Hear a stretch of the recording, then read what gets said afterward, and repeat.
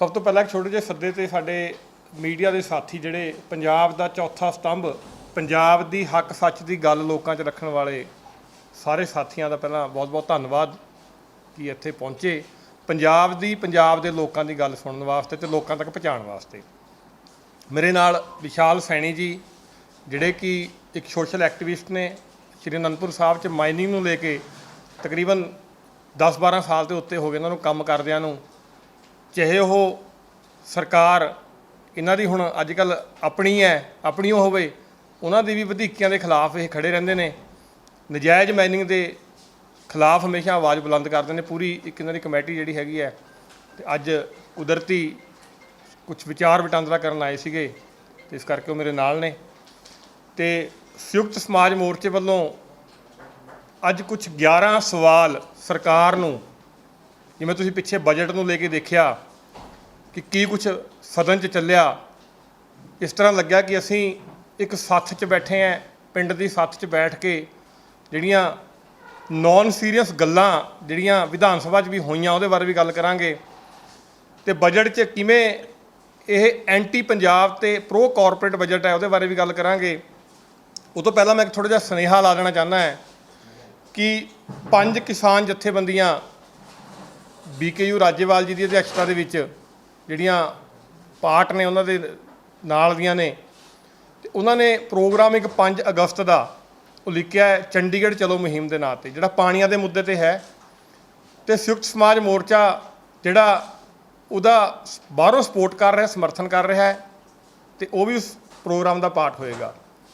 ਉਹਦੇ ਨਾਲ ਹੀ ਬੂਟੇ ਲਾਉਣ ਵਾਸਤੇ, ਕਿਉਂਕਿ ਅੱਜ ਸਾਡੀ ਟੀਮ ਤਕਰੀਬਨ ਤਾਂ ਨਾਲ ਮੌਜੂਦ ਨਹੀਂ ਹੈ ਕਿਉਂਕਿ ਹਲਕਾ ਵਾਈਵ ਜਿਹੜੀ ਹੈ ਪਿੰਡਾਂ 'ਚ ਜਾ ਕੇ ਉਹ ਲੋਕਾਂ ਦੇ ਡਾਟੇ ਇਕੱਠੇ ਕਰ ਰਹੇ ਹੈ, ਕਿਉਂਕਿ 10 ਤਰੀਕ ਤੋਂ ਬੂਟੇ ਲਾਉਣ ਦਾ 10 ਤੋਂ ਲੈ ਕੇ 31 ਜੁਲਾਈ ਤੱਕ ਪੂਰੇ ਪੰਜਾਬ 'ਚ ਉਹ 5 ਕਿਸਾਨ ਜਥੇਬੰਦੀਆਂ ਸਪੋਰਟਿਡ ਬਾਏ ਸੰਯੁਕਤ ਸਮਾਜ ਮੋਰਚਾ ਬੂਟੇ ਲਾਉਣ ਜਾ ਰਹੇ ਨੇ। ਅਸੀਂ ਜਿਵੇਂ ਪਹਿਲਾਂ ਵੀ ਅਸੀਂ ਕਿਹਾ ਕਿ ਮੋਟਰਾਂ 'ਤੇ ਤਕਰੀਬਨ 4 ਤੋਂ 5 ਦਰਖਤ ਹੋਣੇ ਚਾਹੀਦੇ, ਕਿਉਂਕਿ ਵਾਤਾਵਰਣ ਸਾਫ਼ ਰਹੂਗਾ ਤਾਂ ਹੀ ਸਾਡਾ ਪੰਜਾਬ, ਸਾਡਾ ਦੇਸ਼, ਇਹ ਦੁਨੀਆ ਖੁਸ਼ਹਾਲ ਰਹੇਗੀ। ਹੁਣ ਪਾਈਏ ਜਿਹੜੇ SSM ਵੱਲੋਂ 11 ਸਵਾਲ ਰੱਖੇ ਜਾ ਰਹੇ ਨੇ। ਸੰਯੁਕਤ ਸਮਾਜ ਮੋਰਚਾ ਲੋਕਾਂ ਦੀ ਆਵਾਜ਼ ਬਣ ਕੇ ਹਮੇਸ਼ਾ ਉੱਭਰਿਆ ਤੇ ਲੋਕਾਂ ਨੂੰ ਜਾਗਰੂਕ ਕਰਦਾ ਰਿਹਾ ਉਹਨਾਂ ਦੇ ਅਧਿਕਾਰਾਂ ਪ੍ਰਤੀ। ਸਰਕਾਰ ਦੁਆਰਾ ਕੀਤੇ ਗਏ ਝੂਠੇ ਸੱਚੇ ਵਾਅਦੇ ਕਿੰਨੇ ਕੁ ਸਹੀ ਨੇ, ਕਿੰਨੇ ਗਲਤ, ਉਹ ਦੱਸਣ ਲਈ ਆਪਾਂ ਸਭ ਤੋਂ ਪਹਿਲਾਂ ਬਿਨਾਂ ਦੇਰੀ ਕਰੇ ਸ਼ੁਰੂ ਕਰੀਏ। ਪਹਿਲਾ ਜਿਹੜਾ ਸਵਾਲ ਅਸੀਂ ਪੁੱਛਿਆ ਪੰਜਾਬ ਸਰਕਾਰ ਤੋਂ ਕਿ ਪੈਸੇ ਬਚਾਉਣ ਦੇ ਡਰਾਮੇ ਲਈ ਪੰਜਾਬੀਆਂ ਦੇ ਉਡਾਏ ਕਰੋੜਾਂ ਰੁਪਈਏ, ਕਿਉਂ ਮੁੱਖ ਮੰਤਰੀ ਸਾਹਿਬ ਅਤੇ ਰਾਘਵ ਚੱਡਾ ਦੇਣ ਜਵਾਬ। ਇਸ 'ਚ ਰਾਘਵ ਚੱਡਾ ਦਾ ਨਾਮ ਇਸ ਕਰਕੇ ਲਿਆ ਗਿਆ ਹੈ ਕਿਉਂਕਿ ਜਿੰਨਾ ਵੀ ਸੋਸ਼ਲ ਮੀਡੀਆ ਕੰਪੇਨ ਤੋਂ ਲੈ ਕੇ ਪੰਜਾਬ ਦੀ ਲੁੱਟ ਜਿਹੜੀ ਹੈਗੀ ਹੈ ਉਹ ਇੰਟਾਇਰ ਰਾਘਵ ਚੱਡੇ ਦੀ ਟੀਮ ਜਿਹੜੀ ਪੰਜਾਬ ਬੈਠੀ ਉਹ ਕਰ ਰਹੀ ਹੈ, ਜਿਹਦਾ ਖੁਲਾਸਾ ਅਸੀਂ ਕਰਨ ਜਾ ਰਹੇ ਹਾਂ। ਪਹਿਲਾਂ ਤਾਂ ਵੇਰਵਾ 21 ਲੱਖ ਰੁਪਏ ਸਰਕਾਰ ਨੇ ਕਿਹਾ ਕਿ ਅਸੀਂ ਪੇਪਰਲੈਸ ਬਜਟ ਬਣਾਇਆ, ਪਰ ਅਨਫੋਰਚੂਨੇਟਲੀ ਜਦੋਂ ਕੁਝ MLAs ਨੇ ਕਿਹਾ ਕਿ ਸਾਡਾ ਤਾਂ ਭਾਈ ਐਪ ਹੀ ਨਹੀਂ ਚੱਲਦਾ ਤਾਂ ਉਹਨਾਂ ਨੂੰ ਫਿਰ ਪੇਪਰ ਵਾਲਾ ਬਜਟ ਵੀ ਦਿੱਤਾ ਗਿਆ। ਇਹਦਾ ਮਤਲਬ 117 ਦੇ 17 ਪੇਪਰ ਵਾਲੇ ਬਜਟ ਵੀ ਰੱਖੇ ਗਏ। ਇਹ ਪੈਸਾ ਕੋਈ ਬਚਿਆ ਨਹੀਂ, ਸਿਰਫ ਇਹ ਲਿਫਾਫੀ ਔਰ ਸ਼ੋਸ਼ੇਬਾਜ਼ੀ ਵਾਸਤੇ ਸੀਗਾ। ਇੱਕ MLA ਇੱਕ ਪੈਨਸ਼ਨ 'ਚ 19 ਕਰੋੜ ਰੁਪਇਆ ਬਚਾਉਣ ਦਾ ਦਾਅਵਾ ਸਰਕਾਰ ਵੱਲੋਂ ਕੀਤਾ ਗਿਆ ਜੋ ਤੁਹਾਡੇ ਸਾਹਮਣੇ ਹੈ। ਹੁਣ ਆ ਜੀ ਆਪਾਂ ਖਰਚੇ 'ਤੇ, ਵੀ ਸਰਕਾਰ ਨੇ 21 ਲੱਖ ਬਚਾਉਣ ਦਾ ਡਰਾਮਾ ਪੂਰੇ ਦੇਸ਼ 'ਚ ਕਿਵੇਂ ਕਰਿਆ, ਕਿੰਨਾ ਖਰਚਾ ਕੀਤਾ ਉਸ 'ਤੇ। ਪਹਿਲਾਂ ਆਈਏ 42,792 ਰੁਪਈਏ। ਜਿਹੜੀ ਆਪਾਂ ਗੱਲ ਕਰਾਂਗੇ ਉਹ ਸਾਰੀ ਫੈਕਟਸ ਐਂਡ ਫਿਗਰ 'ਤੇ ਗੱਲ ਕਰਾਂਗੇ ਕਿਉਂਕਿ ਪਿੱਛੇ ਮੈਂ ਦੇਖਿਆ ਸੀ ਆਮ ਆਦਮੀ ਪਾਰਟੀ ਦੇ ਇੱਕ ਨਵੇਂ ਬਣੇ ਚੀਫ ਸਪੋਕਸਮੈਨ ਜਿਹੜੇ BJP ਦੇ ਵੀ ਜਨਰਲ ਸੈਕਟਰੀ ਰਹੇ ਨੇ, ਉਹਨਾਂ ਦੇ ਵੀ ਝੂਠ ਸੱਚ ਦਾ ਜਵਾਬ ਦਿੰਦੇ ਰਹੇ ਨੇ। ਜਦੋਂ 3 ਕਾਲੇ ਕਾਨੂੰਨ ਸੀਗੇ ਉਹਨਾਂ ਨੂੰ ਬੜਾ ਵਧੀਆ ਕਹਿੰਦੇ ਰਹੇ ਨੇ, ਚਲੋ ਬਾਅਦ 'ਚ ਆਮ ਆਦਮੀ ਪਾਰਟੀ ਜਾ ਕੇ ਹੁਣ ਇੱਥੇ ਝੂਠ ਸੱਚ ਬੋਲਦੇ ਨੇ। ਉਹਨਾਂ ਨੇ ਕਿਹਾ ਸੀਗਾ ਵੀ ਸਾਰਾ ਝੂਠ ਹੈ ਇਹ, ਉਹ ਜਵਾਬ ਆਮ ਆਦਮੀ ਪਾਰਟੀ ਨੂੰ ਵੀ ਦੇਣ ਜਾ ਰਹੇ ਹੈ। ਇਹ ਹੈਗਾ ਜੀ 42,70,192 ਰੁਪਏ, ਜਿਹੜਾ ਕਿ ਕਿਹਾ ਗਿਆ ਕਿ ਜਨਤਾ ਦੀ ਰਾਏ ਨਾਲ, ਜਨਤਾ ਵਾਸਤੇ, ਜਨਤਾ ਤੋਂ ਸੁਝਾਅ ਲੈ ਕੇ ਬਜਟ ਬਣਾਇਆ ਗਿਆ। ਅੱਗੇ ਦੱਸਾਂਗੇ ਕਿ ਇਸ 'ਚ ਜਨਤਾ ਦੀ ਰਾਏ ਲਿੱਤੀ ਗਈ ਜਾਂ ਕਾਰਪੋਰੇਟ ਘਰਾਣਿਆਂ ਦੀ ਰਾਏ ਦੇ ਹਿਸਾਬ ਨਾਲ ਐਂਟੀ ਪੰਜਾਬ ਤੇ ਪ੍ਰੋ ਕਾਰਪੋਰੇਟ ਬਜਟ ਬਣਾਇਆ ਗਿਆ। ਉਹਦੇ ਬਾਰੇ ਵੀ ਤੁਹਾਨੂੰ ਦੱਸਾਂਗੇ। ਫਿਰ ਆ ਜਾਓ ਅੱਗੇ। ਦੂਜਾ ਐਡਵਰਟਾਈਜ਼ਮੈਂਟ ਕਿਵੇਂ ਦਿੱਲੀ ਦਾ ਤਾਂ ਅਸੀਂ ਪਹਿਲਾਂ ਖੁਲਾਸਾ ਕੀਤਾ ਸੀ 2021 'ਚ ਪੰਜਾਬ ਨੂੰ ਅਗਾਹ ਕੀਤਾ ਸੀ ਕਿਵੇਂ 3 ਮਹੀਨੇ 150 ਕਰੋੜ ਰੁਪਏ ਐਡਵਰਟਾਈਜ਼ਮੈਂਟ 'ਤੇ ਖਰਚਿਆ ਗਿਆ। ਅਗਲੀ RTI ਜਿਹੜੀ ਹੈਗੀ ਹੈ ਜੀ ਉਹ 8/6/2022 ਦੀ। ਧਿਆਨ ਨਾਲ ਦੇਖਣ ਨਾਲ ਆਮ ਆਦਮੀ ਪਾਰਟੀ ਵਾਲੇ ਕੱਲ੍ਹ ਨੂੰ ਫੇਰ ਕਹਿਣਗੇ ਕਿਤੇ ਘਰ ਨਾ ਬਣਾਈ ਹੋਵੇ। ਇਹ ਤੁਹਾਡੇ DPRO ਡਿਪਾਰਟਮੈਂਟ ਦੀ RTI ਹੈ, ਪ੍ਰਿੰਟ ਸੁਪਰਡੈਂਟ ਪ੍ਰਿੰਟ ਦੀ RTI ਹੈ, ਜਿਸ 'ਚ ਕਰੋੜਾਂ ਰੁਪਈਆ ਪ੍ਰਿੰਟ ਮੀਡੀਆ ਨੂੰ ਦਿੱਤਾ ਗਿਆ ਐਡਵਰਟਾਈਜ਼ਮੈਂਟ ਵਾਸਤੇ, ਵਾਹਵਾਹੀ ਲੁੱਟਣ ਵਾਸਤੇ ਵੀ ਦੇਖੋ ਜੀ ਅਸੀਂ ਕਿੰਨਾ ਕੰਮ ਪੰਜਾਬ 'ਚ ਕੀਤਾ। ਖੈਰ ਕੰਮ ਤਾਂ ਸੰਗਰੂਰ ਵਾਲਿਆਂ ਨੇ ਦਿਖਾਤਿਆ ਕਿੰਨਾ ਕੁ ਕੀਤਾ, ਪਰ ਇਹ ਜੋ ਪ੍ਰਚਾਰਿਆ ਗਿਆ ਰਾਘਵ ਚੱਡਾ ਦੀ ਟੀਮ ਵੱਲੋਂ ਕੁੱਲ ਟੋਟਲ ਵੀ ਦੱਸਾਂਗੇ ਹੈਗਾ 19,69,52,410 ਰੁਪਈਆ ਪ੍ਰਿੰਟ ਮੀਡੀਆ ਨੂੰ ਗਿਆ 3 ਮਹੀਨੇ ਦੇ ਅੰਦਰ। 19,79,52,410 ਰੁਪਈਆ ਪ੍ਰਿੰਟ ਮੀਡੀਆ ਨੂੰ ਪੂਰੇ ਦੇਸ਼ ਦੇ ਨੂੰ। ਜੇ ਸਾਡੇ ਪੰਜਾਬ ਦੇ ਮੀਡੀਆ ਨੂੰ ਗਿਆ ਹੁੰਦਾ ਮੈਂ ਫਿਰ ਵੀ ਖੁਸ਼ ਹਾਂ, ਚੱਲ ਭਾਈ ਸਾਡੀ ਰੋਟੀ ਸਾਡੇ ਢਿੱਡ 'ਚ ਪਈ ਹੈ, ਕਿਸੇ ਹੋਰ ਨੂੰ ਤਾਂ ਨਹੀਂ ਗਈ। ਪਰ ਪੂਰੇ ਦੇਸ਼ ਦੇ ਮੀਡੀਆ ਨੂੰ ਪੈਸਾ ਗਿਆ ਹੈ, ਪ੍ਰਿੰਟ ਮੀਡੀਆ ਨੂੰ ਸਿਰਫ। ਉਹ ਤੋਂ ਬਾਅਦ ਆ ਜਾਓ ਇਲੈਕਟ੍ਰੋਨਿਕ ਮੀਡੀਆ, ਸੌਰੀ ਇਹ ਇਲੈਕਟ੍ਰੋਨਿਕ ਮੀਡੀਆ ਦਾ ਹੈ, ਮੈਂ ਰਿਪੀਟ ਕਰਦਾ, ਇਹ ਇਲੈਕਟ੍ਰੋਨਿਕ ਮੀਡੀਆ ਦਾ 19 ਕਰੋੜ, ਪ੍ਰਿੰਟ ਮੀਡੀਆ ਦਾ ਅਲੱਗ ਤੋਂ ਹੈ। ਪ੍ਰਿੰਟ ਮੀਡੀਆ ਦਾ ਜਿਹੜਾ ਹੈਗਾ ਉਹ ਮਾਰਚ ਮਹੀਨੇ ਦਾ 5,33,36,395, ਅਪ੍ਰੈਲ ਦਾ 5,45,53,858, ਮਈ ਮਹੀਨੇ ਦਾ 6,56,31,204। ਇਹ ਪ੍ਰਿੰਟ ਮੀਡੀਆ ਦਾ। ਮੈਂ ਦੁਬਾਰਾ ਕਹਿੰਦਾ ਕਿ ਉਹ ਇਲੈਕਟ੍ਰੋਨਿਕ ਦਾ ਸੀਗਾ 19 ਕਰੋੜ ਵਾਲਾ, ਇਹ ਪ੍ਰਿੰਟ ਮੀਡੀਆ ਦਾ। ਹਲੇ ਤਾਂ ਹੋਰਡਿੰਗ ਪੋਸਟਰ ਬੈਨਰ ਵਾਲਾ ਰਹਿ ਗਿਆ, ਸੋਸ਼ਲ ਮੀਡੀਆ ਦਾ ਰਹਿ ਗਿਆ। ਸਿਰਫ ਦੋ ਨੇ, print media and electronic media. ਔਰ ਸਾਰਾ ਇਕੱਠਾ ਕਰਕੇ ਬਣਦਾ ਹੈ 37,14,93,867 ਰੁਪਈਆ। ਹੁਣ ਤੁਹਾਨੂੰ ਪੇਪਰਲੈਸ ਬਜਟ ਵਾਲਾ 21 ਲੱਖ ਚੰਗਾ ਲੱਗ ਰਿਹਾ ਹੈ, ਜਾਂ 19 crore one pension one MLA ਵਾਲਾ ਚੰਗਾ ਲੱਗ ਰਿਹਾ ਹੈ, ਜਾਂ ਆਹ ਮਾੜਾ ਲੱਗ ਰਿਹਾ ਹੈ? ਇਹ ਹੁਣ ਪੰਜਾਬ ਦੇ ਲੋਕ ਆਪ ਡਿਸਾਈਡ ਕਰਨਗੇ। 37,14,93,867 ਰੁਪਇਆ। ਉਹ ਤੋਂ ਬਾਅਦ ਜੀ ਆ ਜਾਓ, ਇੱਕ ਹੋਰ RTI ਪਈ ਸੀਗੀ ਜਿਹੜੀ ਕਿ ਸਾਡੇ ਕਬੀਰ ਨੇ ਪਾਈ ਸੀਗੀ ਕਿ CM ਸਾਹਿਬ ਜਿਹੜੇ ਗੁਜਰਾਤ ਗਏ ਸੀਗੇ ਮੁੱਖ ਮੰਤਰੀ ਕੇਜਰੀਵਾਲ ਸਾਹਿਬ ਨੂੰ ਲੈ ਕੇ, ਪੰਜਾਬ ਦਾ ਪੈਸਾ ਦੱਬ ਕੇ ਉਡਾਇਆ ਗਿਆ, ਦੱਬ ਕੇ ਲੁਟਾਇਆ ਗਿਆ।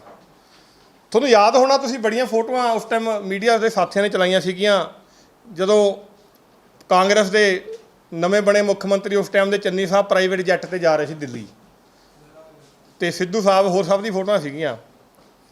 ਪਰ ਆਮ ਆਦਮੀ ਪਾਰਟੀ ਵਾਲਾ ਪ੍ਰਾਈਵੇਟ ਜੈੱਟ ਵੀ ਲੱਭ ਗਿਆ। ਗੁਜਰਾਤ ਦਾ ਦੌਰਾ ਪ੍ਰਾਈਵੇਟ ਜੈੱਟ 'ਤੇ ਕੀਤਾ ਗਿਆ ਪੰਜਾਬ ਦੇ ਖਰਚੇ 'ਤੇ। 21 ਕਰੋੜ ਪੇਪਰਲੈਸ 'ਚ ਬਚਾ ਕੇ ਉਤੇ ਦੁੱਗਣਾ ਇੱਕ ਦਿਨ ਦੇ ਪ੍ਰਾਈਵੇਟ ਜੈੱਟ ਦਾ ਖਰਚਾ ਕੇਜਰੀਵਾਲ ਸਾਹਿਬ 'ਤੇ ਕਰ ਚੁੱਕੇ ਨੇ ਪੰਜਾਬ ਸਰਕਾਰ ਦਾ। 21 ਲੱਖ ਜਿਹੜਾ ਹੈਗਾ ਬਚਾਉਣ ਦਾ ਡਰਾਮਾ ਕਰਕੇ 44 ਲੱਖ ਰੁਪਇਆ ਡਬਲ ਅਮਾਊਂਟ, ਡਬਲ ਤੇ ਥੋੜ੍ਹਾ ਜਿਹਾ ਵੱਧ ਅਮਾਊਂਟ ਜਿਹੜਾ ਹੈਗਾ ਕੇਜਰੀਵਾਲ ਸਾਹਿਬ ਦੇ ਪ੍ਰਾਈਵੇਟ ਜੈੱਟ 'ਤੇ ਗੁਜਰਾਤ ਦੌਰੇ 'ਤੇ ਕਰ ਚੁੱਕੀ ਪੰਜਾਬ ਸਰਕਾਰ, ਇੱਕ ਦਿਨ ਦਾ, ਇੱਕ ਵਿਜ਼ਿਟ ਦਾ। ਹੁਣ ਕੀ ਲੈਣਾ ਹੈਗਾ ਪੰਜਾਬ ਨਾਲ ਕੇਜਰੀਵਾਲ ਸਾਹਿਬ ਦਾ? ਆਮ ਆਦਮੀ ਪਾਰਟੀ ਦਾ ਲੈਣਾ ਹੈ, ਪਰ ਦਿੱਲੀ ਦੇ ਮੁੱਖ ਮੰਤਰੀ ਦਾ ਪੰਜਾਬ ਦੇ ਪੈਸੇ ਨਾਲ ਕੀ ਲੈਣਾ ਦੇਣਾ ਹੈ? ਇਹ ਸਿੱਧਾ ਸਵਾਲ ਜਿਹੜਾ ਬਣਦਾ ਹੈ। ਉਸ ਤੋਂ ਬਾਅਦ ਇੱਕ ਹੋਰ ਵਾਰ-ਵਾਰ ਸਾਡੇ ਚੁਟਕਲੇ ਮੁੱਖ ਮੰਤਰੀ ਸਾਹਿਬ, ਮੈਂ ਚੁਟਕਲੇ ਮੁੱਖ ਮੰਤਰੀ ਤਾਂ ਕਹੂੰਗਾ, ਸ਼ਬਦ ਮੈਨੂੰ ਤਾਂ ਵਰਤਣਾ ਪੈ ਰਿਹਾ ਕਿ ਸਾਡੇ ਪੰਜਾਬ 'ਚ 3 ਮੁੱਖ ਮੰਤਰੀ ਕੰਮ ਕਰ ਰਹੇ ਨੇ। ਇੱਕ ਤਾਂ ਕੇਜਰੀਵਾਲ ਸਾਹਿਬ ਮੁੱਖ ਮੰਤਰੀ ਨੇ ਪੰਜਾਬ ਦੇ, ਜਿਹੜੇ ਕਿ ਅਫਸਰਾਂ ਨੂੰ ਦਿੱਲੀ ਤਲਬ ਕਰਕੇ ਡਾਇਰੈਕਸ਼ਨ ਦਿੰਦੇ ਨੇ। ਦੂਜੇ ਮੁੱਖ ਮੰਤਰੀ ਸਾਹਿਬ ਰਾਘਵ ਚੱਡਾ ਜੀ ਨੇ, ਜਿਹੜੇ ਟਰਾਂਸਫਰ ਪੋਸਟਿੰਗ 'ਤੇ ਲੈ ਕੇ ਆ ਸਾਰਾ ਪੰਜਾਬ ਦਾ ਪੈਸਾ, ਤੁਸੀਂ ਹੁਣ ਐਂਬੂਲੈਂਸ ਜਿਹੜੀਆਂ ਵੈਨਾਂ ਵੀ ਅਤੇ ਗੱਡੀਆਂ ਵੀ ਜਾਂਦੀ ਦੇਖਿਆ ਹੋਣੀਆਂ ਪੰਜਾਬ ਵਾਲੀਆਂ, ਨਵੇਂ ਪੋਸਟਰ ਬੈਨਰ ਲਾ ਕੇ ਉਹ ਵੀ ਜਾਂਦੀ ਦੇਖਿਓ। ਸਾਰਾ ਰਾਘਵ ਚੱਡਾ, ਜਿੰਨਾ ਸਰਕਾਰੀ ਗੈਰ ਸਰਕਾਰੀ ਲੁੱਟ ਜਿਹੜੀ ਪੰਜਾਬ ਦੀ ਹੈ, ਉਹ ਦੂਜੇ ਮੁੱਖ ਮੰਤਰੀ ਰਾਘਵ ਚੱਡਾ ਜੀ ਕਰ ਰਹੇ ਨੇ। ਤੀਸਰੇ ਮੁੱਖ ਮੰਤਰੀ ਸਾਡੇ ਹੈਗੇ ਆ ਮਾਨਯੋਗ ਮੁੱਖ ਮੰਤਰੀ ਭਗਵੰਤ ਮਾਨ ਸਾਹਿਬ, ਜਿਨ੍ਹਾਂ ਨੂੰ ਅਸੀਂ ਚੁਟਕਲੇ ਮੁੱਖ ਮੰਤਰੀ ਦਾ ਨਾਮ ਵੀ ਦੇ ਸਕਦੇ ਹਾਂ, ਕਿਉਂਕਿ ਉਹਨਾਂ ਦਾ ਕੰਮ ਸਿਰਫ ਚੁਟਕਲੇ ਸੁਣਾਉਣਾ ਹੈ। ਅੱਡਾ ਸੀਰੀਅਸ ਬਜਟ ਸੈਸ਼ਨ ਲੱਖਾਂ ਰੁਪਈਆ ਰੋਜ਼ ਦੀ ਜਿਹਤੇ ਖਰਚਾ ਹੁੰਦਾ ਹੈ, ਉਸ ਬਜਟ ਸੈਸ਼ਨ ਦੇ ਐਂਡਿੰਗ ਸਪੀਚ ਉਹਨਾਂ ਦੀ ਸਿਰਫ ਚੁਟਕਲੇਬਾਜ਼ੀ ਤੋਂ ਇਲਾਵਾ ਕੁਝ ਨਹੀਂ ਸੀਗੀ। ਸਿਰਫ ਚੁਟਕਲੇ ਸੁਣਾ ਰਹੇ ਸੀਗੇ, ਤੰਜ ਕੱਸ ਰਹੇ ਸੀਗੇ। ਸ਼ਾਇਦ ਉਹ ਭੁੱਲ ਗਏ ਕਿ ਓਪੋਜੀਸ਼ਨ ਨਹੀਂ, ਸਰਕਾਰ ਦੇ ਮੁੱਖ ਮੰਤਰੀ ਦੇਸ਼ ਦਾ, ਪੰਜਾਬ ਦਾ ਇੱਕ ਹੈੱਡ ਹੁੰਦਾ ਹੈ। ਅਤੇ ਉਹਨਾਂ ਨੇ ਪ੍ਰਾਈਵੇਟ ਕੰਪਨੀ ਦਿੱਲੀ ਦੇ ਨੂੰ 22,62,650 ਰੁਪਈਏ ਇੱਕ ਮਹੀਨੇ ਦਾ ਇਹ ਪ੍ਰਾਈਵੇਟ ਕੰਪਨੀ ਨੂੰ ਹੋਰਡਿੰਗ ਪੋਸਟਰ ਲਾਉਣ ਵਾਸਤੇ ਪੰਜਾਬ ਰੋਡਵੇਜ਼ ਦੀ ਬੱਸਾਂ 'ਤੇ ਪੈਪਸੂ 'ਤੇ ਲਾਉਣ ਨੂੰ ਦਿੱਤਾ। ਹੁਣ ਮੇਰਾ ਸਵਾਲ ਇੱਕ ਇਹ ਬਣਦਾ ਹੈ, ਪੰਜਾਬ ਰੋਡਵੇਜ਼ ਦੀ ਬੱਸਾਂ 'ਚ ਪਾਉਣ ਨੂੰ ਡੀਜ਼ਲ ਵੀ ਨਹੀਂ ਹੈਗਾ ਇਹਨਾਂ ਕੋਲ, ਇੰਪਲਾਈਜ਼ ਨੂੰ ਦੇਣ ਨੂੰ ਪੈਸੇ ਵੀ ਨਹੀਂ ਹੈਗੇ ਇਹਨਾਂ ਕੋਲ, ਅਤੇ ਪਰ ਉਹ ਖੜੀਆਂ ਬੱਸਾਂ 'ਤੇ, ਡਿਪੂਆਂ 'ਚ ਖੜੀਆਂ ਬੱਸਾਂ 'ਤੇ ਐਡਵਰਟਾਈਜ਼ਮੈਂਟ ਕਰਨ ਵਾਸਤੇ ਦਿੱਲੀ ਦੀ ਕੰਪਨੀ ਜ਼ਰੂਰ ਲੱਭ ਗਈ ਇਹਨਾਂ ਨੂੰ ਕਿ ਪੰਜਾਬ 'ਚ ਕੰਪਨੀਆਂ ਖਤਮ ਹੋ ਗਈਆਂ। ਇਹ ਵੀ ਇੱਕ ਸਿੱਧਾ ਸਵਾਲ ਹੈ। ਹੁਣ ਆਪਾਂ ਆਈਏ ਦੂਜੇ ਕੁਐਸਚਨ 'ਤੇ, ਕਿਉਂਕਿ ਨਹੀਂ ਆਪਣਾ ਕੰਮ ਲੰਬਾ ਚੱਲ ਜਾਣਾ ਮੈਨੂੰ ਲੱਗਦਾ। ਦੂਆ ਸਵਾਲ ਸਾਡਾ ਜਿਹੜਾ ਹੈਗਾ ਉਹ ਅਸੀਂ ਸਿੱਧੇ ਤੌਰ 'ਤੇ ਪੰਜਾਬ ਸਰਕਾਰ ਨੂੰ ਕਰਨਾ ਚਾਹੁੰਦੇ ਹਾਂ ਕਿ ਪੰਜਾਬ ਸਰਕਾਰ 780 ਕਰੋੜ ਨਾਲ ਰਾਜਸਥਾਨ ਨੂੰ ਜਾਂਦੀ ਨਹਿਰ ਪੱਕੀ ਕਰਨ ਜਾ ਰਹੀ ਹੈ। ਤੁਸੀਂ ਲੱਖਾ ਫਦਾਣਾ ਬਾਈ ਦੀ ਦੇਖੀ ਹੋਣੀ ਵੀਡੀਓ ਇੱਕ, ਕਿ ਨਹਿਰ ਦੇ ਅੰਦਰ ਜਿਹੜੀ ਰਾਜਸਥਾਨ ਨੂੰ ਜਾ ਰਹੀ ਹੈ ਪੋਲੀਥੀਨ ਵਿਛਾਇਆ ਜਾ ਰਿਹਾ, ਫਿਰ ਕੰਕਰੀਟ ਨਾਲ ਪੱਕੀ ਕੀਤਾ ਜਾ ਰਿਹਾ ਤਾਂ ਕਿ ਇੱਕ ਬੂੰਦ ਵੀ ਪੰਜਾਬ 'ਚ ਨਾ ਰਹਿ ਜਾਵੇ। ਉਹਦੇ ਪਿੱਛੇ ਪੰਜਾਬ ਸਰਕਾਰ ਦੀ ਕੀ ਮਨਸ਼ਾ ਹੈ ਕਿ 780 ਕਰੋੜ ਰੁਪਈਆ ਤੁਸੀਂ ਆਪਣੇ ਸੂਬੇ ਦਾ, ਦਿੱਲੀ ਨੂੰ ਤਾਂ ਲੁਟਾ ਰਹੇ ਹੋ, ਤੁਸੀਂ ਲੁੱਟ ਦਿੱਲੀ ਵਾਸਤੇ ਤਾਂ ਕਰ ਰਹੇ ਹੋ ਕੇਜਰੀਵਾਲ ਸਾਹਿਬ ਵਾਸਤੇ, ਪਰ ਤੁਸੀਂ ਰਾਜਸਥਾਨ ਵਾਸਤੇ ਵੀ ਲੱਗੇ ਹੋਏ ਕਰਨ। ਕੀ ਰਿਸ਼ਤਾ ਤੁਹਾਡਾ ਰਾਜਸਥਾਨ ਨਾਲ ਹੈ? ਜਾਂ ਤੁਸੀਂ ਅਗਲੇ ਇਲੈਕਸ਼ਨ ਦੀ ਤਿਆਰੀ ਅੱਜ ਹੀ ਸ਼ੁਰੂ ਕਰਤੀ? ਉਹ ਤਾਂ ਚਲੋ ਪੈਸਾ ਤਾਂ ਗਿਆ ਪੰਜਾਬ ਦੇ ਖਜ਼ਾਨੇ 'ਚੋਂ। ਸਭ ਤੋਂ ਵੱਡੀ ਗੱਲ, ਜਿੱਥੇ ਪੰਜਾਬ ਪਾਣੀ ਤੋਂ ਤਰਾਹੀ ਕਰ ਰਿਹਾ, ਬਾਰ-ਬਾਰ ਅਸੀਂ ਪਾਣੀ ਦੇ ਮੁੱਦਿਆਂ ਦੀ ਗੱਲ ਕਰ ਰਹੇ ਹਾਂ। 5 ਅਗਸਤ ਨੂੰ ਅਸੀਂ ਪਾਣੀ ਦੇ ਮੁੱਦੇ 'ਤੇ ਇੱਕ ਵੱਡਾ ਨੋਟਿਸ ਦੇਣ ਜਾ ਰਹੇ, ਧਰਨਾ ਦੇਣ ਜਾ ਰਹੇ ਸਰਕਾਰ ਨੂੰ, ਤਾਂ ਬਾਅਦ 'ਚ ਉਹਨੂੰ ਅੱਗੇ ਹੋਰ ਲੈ ਕੇ ਚੱਲਾਂਗੇ। ਬੜੀ ਰਿਸਰਚ ਹਜੇ ਪੈਂਡਿੰਗ ਹੈ, ਚੱਲ ਰਹੀਆਂ ਰਿਸਰਚਾਂ ਉਸ 'ਤੇ।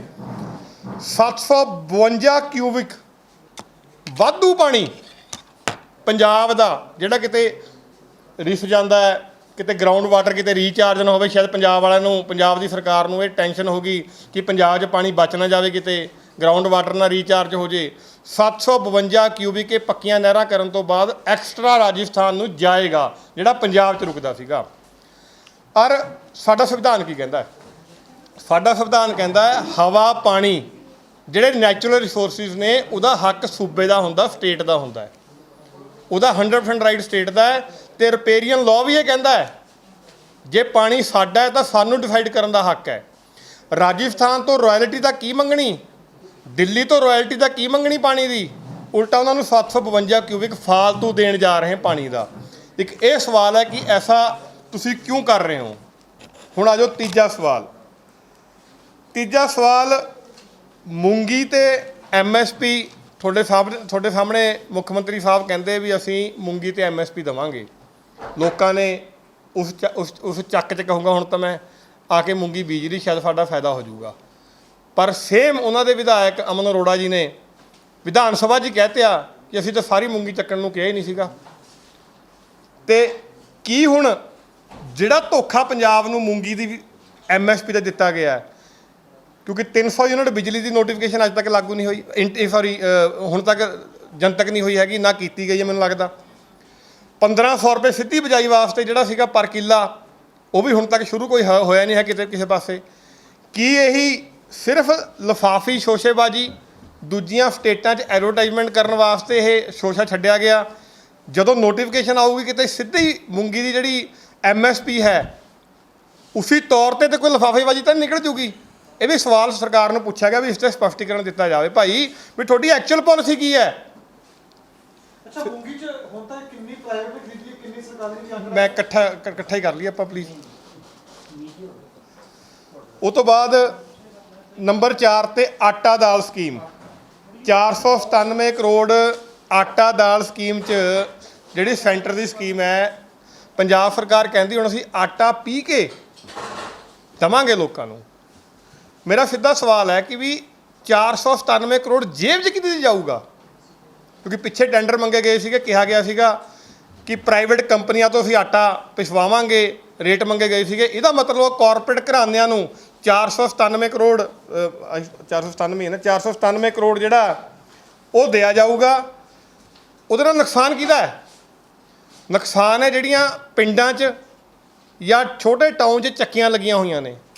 ਪਹਿਲਾਂ ਲੋਕਾਂ ਨੂੰ ਕਣਕ ਮਿਲਦੀ ਸੀ, ਜਾ ਕੇ ਉੱਥੇ ਆਟਾ ਪਿਹਾਉਂਦੇ ਸੀਗੇ, ਇੱਕ ਸਰਕੂਲੇਸ਼ਨ ਜਿਹੜਾ ਪੈਸੇ ਦਾ ਸੀਗਾ ਉਹ ਚੱਲਦਾ ਸੀ, ਰੋਟੇਸ਼ਨ ਚੱਲਦੀ ਸੀ। ਉੱਥੇ ਮਜ਼ਦੂਰ ਵੀ ਕੰਮ ਕਰਦੇ ਨੇ, ਡੀਪੂ ਹੋਲਡਰ ਨੇ, ਡੀਪੂ ਹੋਲਡਰਾਂ ਨੂੰ ਕੀ ਰੋਜ਼ਗਾਰ ਦੇਊਗੀ ਸਰਕਾਰ? ਹੁਣ ਉਹ ਜਿਹੜੇ ਬੇਰੋਜ਼ਗਾਰ ਹੋਣਗੇ ਉਹਨਾਂ ਵਾਸਤੇ ਸਰਕਾਰ ਕੋਲ ਕਿਹੜੀ ਪਾਲਿਸੀ ਹੈਗੀ? ਹੁਣ ਇਹਨਾਂ ਨੇ ਕਾਰਪੋਰੇਟ ਘਰਾਣਿਆਂ ਨੂੰ ਪੈਸੇ ਦੇਣ ਦੀ ਪਾਲਿਸੀ ਤਾਂ ਬਣਾ ਲਈ ਕਿ ਅਸੀਂ ਵੱਡੇ ਵੱਡੇ ਉਦਯੋਗਿਕ ਘਰਾਣਿਆਂ ਨੂੰ ਸਿੱਧੀ ਕਣਕ ਜਾਇਆ ਕਰੂਗੀ, ਠੇਕਾ ਦੇ ਕੇ ਆਟਾ ਉਹਨਾਂ ਦੇ ਪਹਾਇਆ ਕਰਾਂਗੇ, 497 ਕਰੋੜ ਉਹਨਾਂ ਦੇ ਫੈਕਟਰੀਆਂ ਵਾਲਿਆਂ ਨੂੰ ਵੰਡ ਦਾਂਗੇ। ਪਰ ਲੋਕਾਂ ਜਿਹੜੇ ਬੇਰੋਜ਼ਗਾਰ ਹੋਣਗੇ ਉਹਨਾਂ ਵਾਸਤੇ ਕੀ ਪ੍ਰਪੋਜ਼ਲ ਸਰਕਾਰ ਨੇ ਰੱਖਿਆ, ਉਹਦੇ ਬਾਰੇ ਸਪਸ਼ਟੀਕਰਨ ਸਰਕਾਰ ਜ਼ਰੂਰ ਦੇਵੇ। ਫਿਰ ਉਸ ਤੋਂ ਬਾਅਦ ਆ ਜਾਓ 5ਵੇਂ ਨੰਬਰ 'ਤੇ ਪੰਜਾਬ ਯੂਨੀਵਰਸਿਟੀ ਦਾ ਮੁੱਦਾ। ਤੁਸੀਂ ਦੇਖਿਆ ਹੀ ਹੈ ਕਿ ਵਕੀਲ ਸਾਹਿਬ ਪੇਸ਼ ਨਹੀਂ ਹੋਏ ਉੱਥੇ ਕੋਰਟ 'ਚ, ਪੰਜਾਬ ਸਰਕਾਰ ਦੇ ਸੈਂਟਰ ਦੇ ਵਕੀਲ ਪੇਸ਼ ਹੋਏ। ਇੱਕ ਹਾਰਡ, ਇੱਕ ਜਿਹੜਾ ਔਖਾ ਜਿਹੜਾ ਆਰਡਰ ਜਿਹੜਾ ਕੋਰਟ ਵੱਲੋਂ ਹੋਇਆ, ਪਰ ਹੁਣ ਤੱਕ ਪੰਜਾਬ ਸਰਕਾਰ ਰਿਵਿਊ ਪਟੀਸ਼ਨ ਪੰਜਾਬ ਸਰਕਾਰ ਨੇ ਫਾਈਲ ਨਹੀਂ ਕੀਤੀ ਉਸ ਆਰਡਰ ਦੇ ਖਿਲਾਫ। ਰੌਲਾ ਜ਼ਰੂਰ ਚਾਰੇ ਪਾਸੇ ਪਾ ਰਹੀ ਹੈ, ਕਹਿ ਰਹੀ ਅਸੀਂ ਇਹ ਕਰ ਦਾਂਗੇ ਉਹ ਕਰ ਦਾਂਗੇ, ਪਰ ਰਿਵਿਊ ਪਟੀਸ਼ਨ ਹੁਣ ਤੱਕ ਫਾਈਲ ਨਹੀਂ ਹੋਈ। ਉਸ ਤੋਂ ਉਲਟ ਜਦੋਂ ਗਰੀਬ ਕਿਸਾਨਾਂ 'ਤੇ ਛਲੇੜੀ ਕਲਾਂ ਤੁਸੀਂ ਦੇਖਿਆ ਹੋਣਾ ਕਿੰਨਾ ਮੈਟਰ ਭਖਿਆ ਸੀਗਾ, ਤੁਸੀਂ ਸਭ ਨੇ ਸਾਥੀਆਂ ਨੇ ਕਵਰ ਵੀ ਕੀਤਾ। 417 ਕਿੱਲੇ 'ਚ ਕੁਝ ਕਿੱਲਿਆਂ 'ਤੇ ਕਬਜ਼ਾ ਕਰਕੇ 417 ਕਿੱਲੇ ਦਾ ਕਬਜ਼ਾ ਦਿਖਾਤਿਆ ਗਿਆ। ਅਤੇ ਜਦੋਂ ਉਹਨਾਂ ਨੇ ਆਪਣੀ ਜ਼ਮੀਨਾਂ ਕਾਬਜ਼ ਸੀਗੇ ਹੀ, ਕੋਰਟ ਗਏ, ਕੋਰਟ ਤੋਂ ਹਾਈ ਕੋਰਟ ਤੋਂ ਸਟੇ ਮਿਲ ਗਈ। ਉਹਨਾਂ ਦੀ ਸਟੇ ਨੂੰ ਗਲਤ ਸਾਬਿਤ ਕਰਨ ਵਾਸਤੇ, ਆਪਣੇ ਆਪ ਨੂੰ ਸਹੀ ਸਾਬਿਤ ਕਰਨ ਵਾਸਤੇ ਪੰਚਾਇਤ ਕਮ ਕਬਜ਼ਾ ਮੰਤਰੀ ਕੁਲਦੀਪ ਧਾਰੀਵਾਲ ਜੀ ਨੇ 31 ਕਿਸਾਨਾਂ ਦੇ ਪਰਚਾ ਦਰਜ ਕਰਵਾਇਆ। ਉਸ ਪਰਚੇ ਨੂੰ ਗਰਾਊਂਡ ਬਣਾ ਕੇ ਕਬਜ਼ਾ ਸਰਕਾਰ ਦਾ ਹੈ, ਰਿਵਿਊ ਪਟੀਸ਼ਨ ਫਾਈਲ ਕਰੀ ਹਾਈ ਕੋਰਟ ਜਾ ਕੇ ਕਿ ਪੰਜਾਬ ਯੂਨੀਵਰਸਿਟੀ ਦੇ ਮੁੱਦੇ 'ਚ ਉਸੇ ਤਰਜ਼ 'ਤੇ ਜਦੋਂ ਲੋਕਾਂ ਦੇ ਹਿੱਤ ਦੀ ਗੱਲ ਸੀਗੀ ਉਸ ਟਾਈਮ ਨਹੀਂ ਗਏ, ਜਦੋਂ ਲੋਕਾਂ ਦੇ ਖਿਲਾਫ, ਕਿਸਾਨਾਂ ਦੇ ਖਿਲਾਫ ਗੱਲ ਸੀਗੀ ਤਾਂ ਇੱਕ ਹਫ਼ਤਾ ਨਹੀਂ ਟੱਪਣ ਦਿਆ, ਜਾ ਕੇ ਰਿਵਿਊ ਪਟੀਸ਼ਨ ਫਾਈਲ ਕਰਿਆ ਹੈ। ਇਹ ਜਵਾਬ ਸਰਕਾਰ ਜ਼ਰੂਰ ਦੇਵੇ ਕਿ ਹੁਣ ਤੱਕ ਉਸ 'ਤੇ ਚੁੱਪ ਕਿਉਂ ਹੈ। ਉਸ ਤੋਂ ਬਾਅਦ ਨੰਬਰ 6ਵਾਂ, ਪੰਚਾਇਤ ਮੰਤਰੀ ਸਾਹਿਬ ਕਹਿੰਦੇ ਅਸੀਂ ਛੋਟੇ ਅਤੇ ਗਰੀਬ ਕਿਸਾਨਾਂ ਦੀਆਂ ਜ਼ਮੀਨਾਂ 'ਤੇ ਕਬਜ਼ਾ ਨਹੀਂ ਕਰ ਰਹੇ, ਅਸੀਂ ਉਹਨਾਂ ਨੂੰ ਪੁੱਛ ਕੇ ਦੇ ਰਹੇ ਹਾਂ। ਮੈਂ ਤੁਹਾਡੇ ਕੋਲ ਕੁਛ ਜ਼ਿਆਦਾ ਤਾਂ ਨਹੀਂ, ਕਿਉਂਕਿ ਫੋਨ ਰੋਜ਼ ਆਉਂਦੇ ਨੇ, ਰਿਕਾਰਡਿੰਗਾਂ ਵੀ ਮੇਰੇ ਕੋਲ ਕਈ ਪਈਆਂ ਹੈਗੀਆਂ, ਕਿਸੇ ਨੇ ਭੇਜੀਆਂ ਹੋਈਆਂ। ਇੱਕ ਮੈਂ ਵੀ ਵੈਸੇ ਕਦੀ ਰਿਕਾਰਡਿੰਗ ਲਾਉਂਦਾ ਨਹੀਂ, ਪਰ ਇੱਕ ਵਾਰੀ ਮੈਂ ਦੁਖੀ ਆ ਕੇ ਰਿਕਾਰਡਿੰਗ ਲਾਈ ਤਾਂ ਉਹ ਦਰਦ ਜਿਹੜਾ ਕਿਸਾਨ ਦਾ ਸੀਗਾ ਉਹ ਬੜਾ, ਖੈਰ ਟਾਈਮ ਜ਼ਿਆਦਾ ਹੋ ਜਾਣਾ ਜੇ ਮੈਂ ਇੱਥੇ ਸੁਣਾਉਣ ਲੱਗ ਗਿਆ, ਪਰ ਮੈਂ ਤੁਹਾਨੂੰ ਦਿਖਾ ਦਿੰਦਾ ਕੁਛ। ਮੰਤਰੀ ਸਾਹਿਬ ਦੇ ਆਪਣੇ ਹਲਕਾ ਅਜਨਾਲਾ 'ਚ ਭਿੱਖੀ ਪਿੰਡ 'ਚ ਇੱਕ ਕਿਸਾਨ ਦੇ, ਛੋਟਾ ਕਿਸਾਨ ਸੀਗਾ, ਖੇਤ 'ਚ ਤੂੜੀ ਪਈ, 8-10 ਡੰਗਰ ਰੱਖੇ, ਮਾੜਾ ਮੋਟਾ ਡੈਰੀ ਦਾ ਕੰਮ ਵੀ ਕਰਦਾ ਸੀ। ਸਰਕਾਰ ਦੇ ਗੁੰਡੇ ਕਹੂੰਗਾ ਹੁਣ ਤਾਂ ਮੈਂ, ਕਿਉਂਕਿ ਜਿਹੜੀ ਸਰਕਾਰ ਇਹ ਹਰਕਤਾਂ ਕਰ ਰਹੀ ਹੈ ਤਾਂ ਇਹ ਗੁੰਡਿਆਂ ਵਾਲੀਆਂ, ਭੂ ਮਾਫੀਆਂ ਵਾਲੀਆਂ ਹਰਕਤਾਂ ਕਰ ਰਹੀ ਹੈ। ਉਹ ਗਏ, ਜਾ ਕੇ ਜਬਰਨ ਉਹਦੀ ਜ਼ਮੀਨ ਖਾਲੀ ਕਰਾਈ ਗਈ। ਜਦੋਂ ਉਹਨੇ ਵਿਰੋਧ ਕੀਤਾ ਉਹਨੂੰ ਪੁਲਿਸ ਨੂੰ ਫੜਾ ਦਿੱਤਾ ਗਿਆ, ਸਾਰਾ ਦਿਨ ਉਹਨੂੰ ਥਾਣੇ ਰੱਖਿਆ ਗਿਆ ਅਤੇ ਉਹਦੀ ਜ਼ਮੀਨ 'ਤੇ ਕਬਜ਼ਾ ਕਰਕੇ 15 ਕਿਲੋਮੀਟਰ ਦੂਰ ਕਿਸੇ ਹੋਰ ਪਿੰਡ ਦੇ ਬੰਦੇ ਨੂੰ ਬੋਲੀ ਦੇ ਦਿੱਤੀ ਗਈ, ਉਸ ਪਿੰਡ ਦੇ ਨੂੰ ਬੋਲੀ ਨਹੀਂ ਦੇਈ। ਉਹ ਤੋਂ ਬਾਅਦ ਜਦ ਦੁਬਾਰਾ ਉਹਨੇ ਕੋਸ਼ਿਸ਼ ਕੀਤੀ ਕਿਸਾਨ ਜਥੇਬੰਦੀਆਂ ਨੇ ਮਿਲ ਕੇ ਆਪਣੀ ਜ਼ਮੀਨ ਨੂੰ ਦੁਬਾਰਾ ਕਾਬਜ਼ ਹੋਣ ਦੀ, ਅਤੇ ਕੱਲ੍ਹ ਉਸ 'ਤੇ ਪਰਚਾ ਦਰਜ ਕਰ ਦਿੱਤਾ ਗਿਆ। ਇਹ ਪੰਚਾਇਤ ਮੰਤਰੀ ਸਾਹਿਬ ਦਾ ਆਪਣਾ ਹਲਕਾ ਹੈ ਅਜਨਾਲਾ।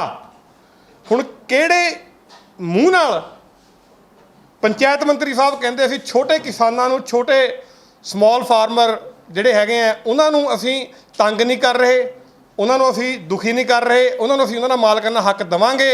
ਇਹ ਕਿਹੜੇ ਮੂੰਹ ਨਾਲ ਪੰਚਾਇਤ ਮੰਤਰੀ ਸਾਹਿਬ ਝੂਠ ਬੋਲ ਰਹੇ ਨੇ, ਇਹ ਜ਼ਰੂਰ ਦੱਸਣ।